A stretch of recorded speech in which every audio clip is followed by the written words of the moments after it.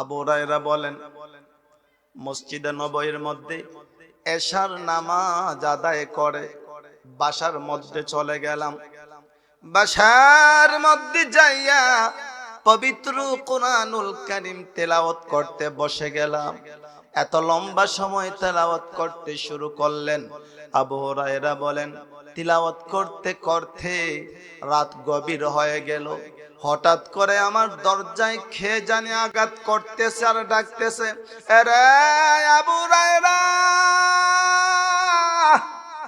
একটা মিনিটের জন্য দরজাটা খুলে দেন, একটা প্রশ্ন করার জন্য আপনার কাছে এসেছি, তারপর চলে যাব। আবু হুরায়রা বলেন, আওয়াজটা ছিল একজন মহিলার। গভীর রাত্রে দরজায় আঘাত করতেছে, মহিলার আওয়াজ শোনা যায়। আবু হুরায়রা রে, একটা মিনিটের জন্য দরজাটা খুলো, একটা মাসআলা জানার জন্য এসেছি। আবু হুরায়রা বলেন, গভীর রজনীতে মহিলার কণ্ঠ শুনে অন্তরের মধ্যে ভূমিকম্প শুরু হয়েছে। সাহাবীরা আল্লাহকে সবথেকে বেশি ভয় করতেন, মহিলার কণ্ঠ শুনে থরথর করে কাঁপতেছেন। আবু হুরায়রা বলেন, তুমি কে গো, এত রাত্রে আমার কাছ থেকে মাসআলার সমাধান নেওয়ার জন্য এসেছো? দরজা খুলতে পারবো না, দরজার বাহির থেকে প্রশ্ন করতেই হবে। এইবার মহিলা বলেন, আবু হুরায়রা রে, আমি আমার জীবনে এত বেশি বেশি অপরাধ করেছি। আরে আবু হুরায়রা, আকাশের নিচে জমিনের উপরে এমন কোন অপরাধ নাই রে আমি মহিলা করি নাই। তোমার কাছে এসেছি, তোমাদের ধর্মের মধ্যে একজন নবী এসেছেন, তিনি মানুষকে ইসলামের দাওয়াত দেন। হে আবু হুরায়রা, আমি যদি ইসলামের মালা গলায় লাগাই আমার কি মুক্তির উপায় হবে? আল্লাহ রাব্বুল আলামিন কি আমাকে মাফ করবেন? আবু হুরায়রা বলেন, আপনি কয়েকটি গুনার বর্ণনা আমাকে শুনান। মহিলা আবু হুরায়রা রাদিয়াল্লাহু তাআলা আনহুর কাছে কয়েকটা বড় বড় অপরাধের বর্ণনা দিলেন। আবু হুরায়রা মাত্র নতুন সাহাবী হয়েছেন, রাগে রাগান্বিত হয়ে গিয়েছেন। এত বড় বড় গুনাহ করেছো, আবার এসেছো ক্ষমার পথ খোঁজার জন্য। হযরতে আবু হুরায়রা দরজার ভিতর থেকে একটা আওয়াজ দিয়ে বললেন, আরে অপরাধী মহিলা, এত বড় বড় অপরাধ করেছো রে, এত বড় নাফরমান মহিলাকে আমার রাসূল গ্রহণ করবেন না। এই বলে দূর দূর করে মহিলাকে আবু হুরায়রা তাড়াইয়া দিলেন। আবু হুরায়রা বলেন, আমি যখন মহিলাকে তাড়িয়ে দিয়েছি, দরজার ভিতর থেকে আওয়াজ শুনতে পারলাম। মহিলা এমন একটা চিৎকার মেরে আমার দরজার সামনে মনে হয় জ্ঞান হারিয়ে ফেলেছে।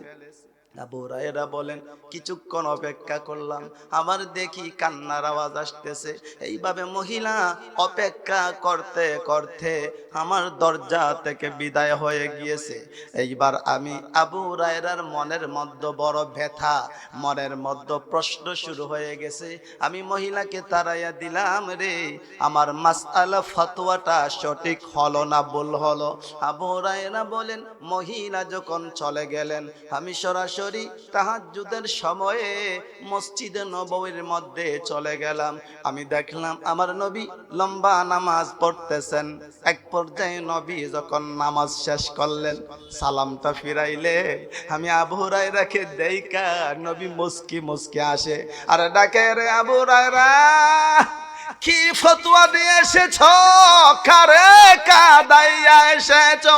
আবু হুরায়রা বলেন, আমি মসজিদে আসার আগে রে আমার নবীর কাছে খবর পৌঁছে গেছে। জুরে কন্যা সুবহানাল্লাহ। আবু হুরায়রা বলেন, আমার দরজা থেকে যে মহিলাকে তাড়াইয়া দিয়েছি, এই খবরটা আমি মসজিদে আসার আগে রাসূলের কাছে পৌঁছে গেছে। একটু জোরে কোন আল্লাহু আকবার। আমার নবী বলেন, আবু হুরায়রা কি ফতোয়া দিয়ে আসলা? আবু হুরায়রা বলেন, ইয়া রাসূলুল্লাহ, ইয়া হাবিবাল্লাহ, এই রকম একজন মহিলা আমার কাছে আসছিল, নবী গো এমন কিছু গুনাহের বর্ণনা আমাকে দিয়েছে, আমি আবু হুরায়রা সইতে পারি নাই। এই যে এত বড় বড় অপরাধ করেছে, ব্যভিচার করেছে, গর্ভের সন্তানকে হত্যা করেছে, পৃথিবীতে এমন কোন গুনাহ নাই যে গুনাহ মহিলা করে নাই। ইয়া রাসূলুল্লাহ, এত বিশাল বড় বড় গুনার কথা সই না, আমি সইতে পারি নাই, আমার দরজা থেকে দূর দূর করে মহিলাকে তাড়াইয়া দিয়েছি। নবী গো আমি কাজটা কি সঠিক করেছি না ভুল করেছি? আমার নবী বলেন, আবু হুরায়রা রে, তোমার দরজা থেকে যেই মহিলাকে তাড়াইয়া দিয়েছো, আমার আল্লাহ রাব্বুল আলামিন ওই মহিলার জন্য তার রহমতের দরজা খুলে দিয়েছে। জোরে কন্যা সুবহানাল্লাহ।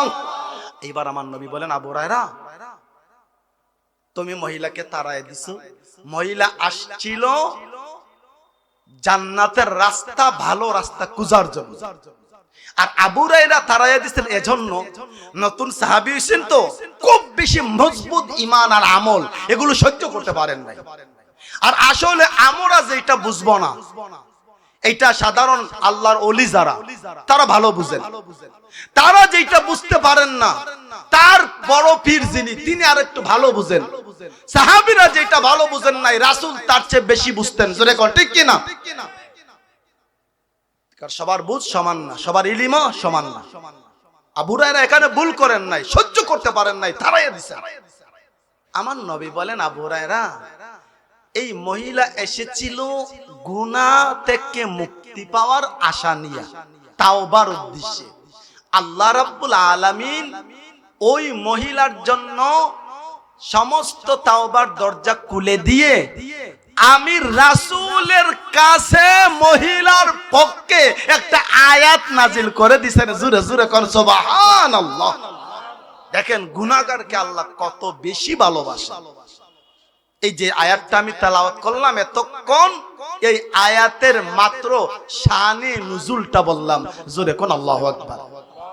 আল্লাহ রাব্বুল আলামিন কি আয়াত নাজিল করলেন, এই আয়াতের সংক্ষিপ্ত ব্যাখ্যা যদি আপনারা আজকে বুঝতে পারেন, তাহলে আপনার আজকের মাহফিল না, সারা জীবনের আমল সফল হয়ে যাবে। কোন ইনশাআল্লাহ। আয়াতটা কি? আল্লাহ রাব্বুল আলামিন বলেন, বিসমিল্লাহির রহমানির রহিম, ইল্লা মান তাবা ওয়া আমানা ওয়া আমিলা আমালান সালিহা। আরো জোরে কোন আল্লাহু আকবার। فَأُولَئِكَ يُبَدِّلُ اللَّهُ سَيِّئَاتِهِمْ حَسَنَاتٍ। আল্লাহ রাব্বুল আলামিন বললেন, ইল্লা মান তাবা ওয়া আমানা, যারা তাওবা করলো আর ঈমান আনলো আর আমল করে আমলে সালেহ, ফাউলাইকা ইউবাদদিলুল্লাহু, বাদদালা ইউবাদদিলু অর্থ হচ্ছে পরিবর্তন করে দেওয়া। আল্লাহ রাব্বুল আলামিন বলেন, আমি পরিবর্তন করে দেব ওই তাওবাকারী ব্যক্তিদের, সাইয়্যাতিহিম তাদের গুনাহসমূহ, হাসানাত নেকি দ্বারা।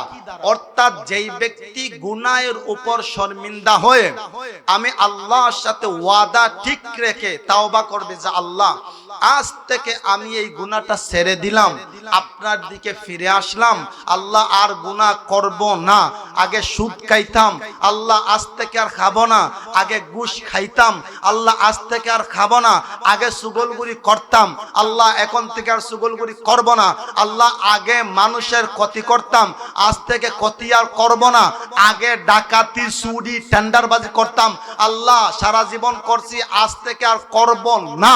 আল্লাহ বলে বলেন না বলে যখন আমার দিকে ফিরে আসে, আমি আল্লাহ অতীতের সমস্ত গুনাহগুলোকে মাফ করে শুধু দেই না, ওই গুনাহের খালি জায়গাটা গুনাহ মিটিয়ে দিয়ে আমি আল্লাহর পক্ষ থেকে নেকি দিয়ে পরিপূর্ণ করে রাখি। হাসরের মাঠে যেন মানুষ শুধু তার নেকির পাহাড় দেখতে পায়, গুনাহ দেখতে না পায়। জোরে জোরে কোন সুবহানাল্লাহ।